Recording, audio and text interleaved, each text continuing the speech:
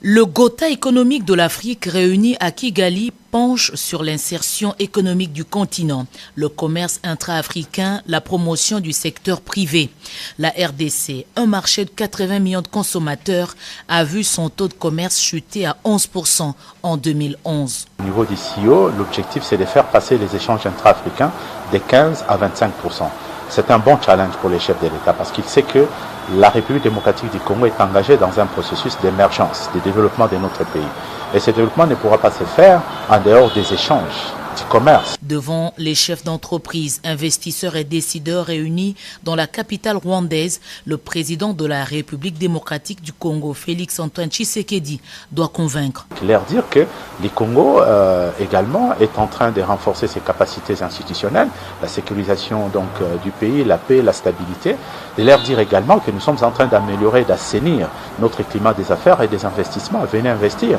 De leur dire que nous avons un projet ambitieux d'industrialisation de la RDC avec des zones industrielles à travers lesquelles on peut envisager des pôles de croissance, on peut envisager des parcs agroalimentaires, on peut envisager des zones d'économie économique spéciale. La RDC peut bien se vendre avec des initiatives internes, point de vue soutenu par un courant des stratèges. C'est très important de parler de la RDC sur la place internationale, mais c'est très important aussi de parler de la RDC à l'intérieur de la RDC. Le plus grand forum que l'on devrait organiser en RDC, ce serait un forum que l'on appelle Business to Government. Il est important que les opérateurs économiques soient en face de l'État congolais sous toutes ses formes, afin que les uns et les autres expriment les besoins et les attentes pour être en mesure de promouvoir un vrai partenariat public-privé-population. On ne peut pas être un pays qui n'a pas de multimillionnaires, sinon c'est un pays pauvre. On ne peut pas être un pays, avec la taille que nous avons, qui n'a pas de milliardaires. Comment nous faisons pour que nous ayons des multimillionnaires et nous ayons des multimilliardaires?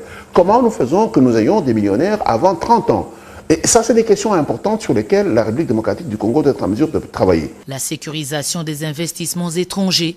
Des lois sont attendues pour sécuriser le monde des affaires. Si aux années de l'indépendance, le pays comptait 9500 entreprises, à l'heure qu'il est, près de 500 seulement ont survécu, conséquence de la destruction du tissu industriel.